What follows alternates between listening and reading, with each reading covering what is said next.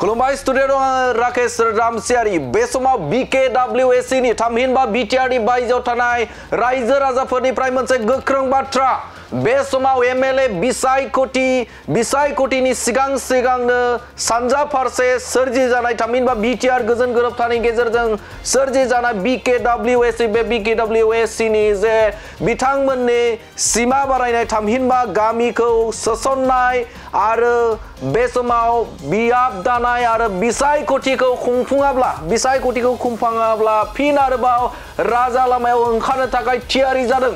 नंगौ मोनसे गिदिर खौरां सानजा फारसे थामहिनबा बे समाव बिटिआर नि बायजोआव थानाय बर' रायजो राजाफोर बे बर' रायजो राजाफोरा बे समाव गोख्रों बाथ्रा बुंथिनायखौ नुनो मोनो। बे समाव बिथांमोना बुंथिदों MLA बिसायख'थि थामहिनबा फैगौ 2026 आव जानो गोनां विधान सभा बे विधान सभानि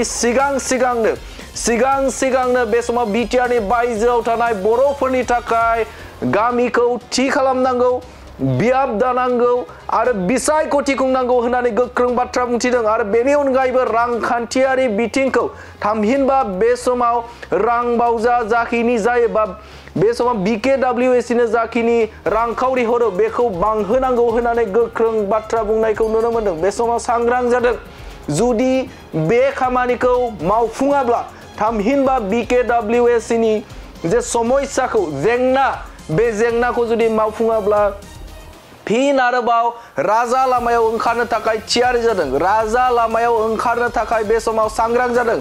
एबसुल' नङा गुबुन माहारियारि आफादफोर बिटिआर ओनसोलनि बायजोआव थानाय गुबुन माहारि आफादफोरा खौसे जागोन आरो खौसे जानानै राजा लामायाव ओंखारगोन आरो सोमावसारगोन होननानै गोख्रों बाथ्रा बुंथिदों बिथां एबसुनि नेहाथारि बिथां बड'सा ब्रह्मआ। नंगौ बड'सा ब्रह्मआ बुंथिदों जे बे समाव राजा लामायाव ओंखारफिननो गोनां जानो हागौ जुदि फैगौ MLA बिसायख'थिनि सिगांनो BKWSC नि जे जाखिनि गामि सोसननाय बियाब दानाय आरो बिसायख'थि खुंनाया जुदि जाफुङाब्ला बे हाबाखौ मावनो गोनां जागोन होननानै बाथ्रा बुंथिदों बिथां बड'सा ब्रह्मआ। थारैनो मख'नांगोन थांनाय 2020 मायथाइनि जे बिटिआर गोजोन गोरोबथा जादोंमोन बे बिटिआर गोजोन गोरोबथाजोंनो फैफानाय जे BKWSC बे BKWSC आव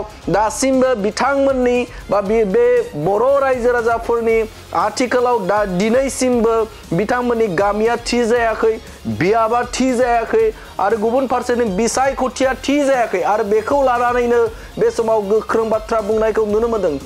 फैगौ 2026 मायथाइनि सिगांनो जुदि बे गासिबो हाबाफोरा जायाब्ला राजा लामायाव ओंखारगोन होननानै गोख्रों बाथ्रा बुंनायखौ नुनो मोनदों। बे समाव बिथाङा आरोबाव मा बाथ्रा बुंदों नोंथांमोननि गेजेराव होनि बिटिआर एकर्डनि गेजेरजों बर' कसारि अट'नमास वेलफेयार काउन्सिल बियो जानानै फैबाय। दा बेयो दिन्दांदां महराव दङ। दिनैसिमबो ना बिनि रां बावजाया बारायदों ना गामि नटिफिकेसन भिलेज नटिफिकेसन ओंखारदों ना आरो इलेक्सन बिसायख'थि फाथिनांगौनि खोथा ओंखारदों। दा बेफोर खोथाया दिनै आद्रा जानानै दं।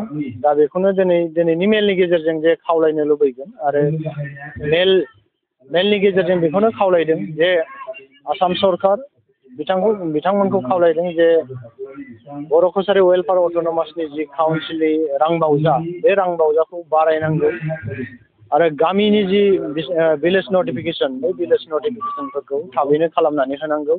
आरो गुबुन मोनसे बाथ्राया जाहैबाय भिलेज नटिफिकेसन फोसावखांनायनि उनाव आरो बिसायख'थिखौ थाबैनो खुंनानै होनांगौ।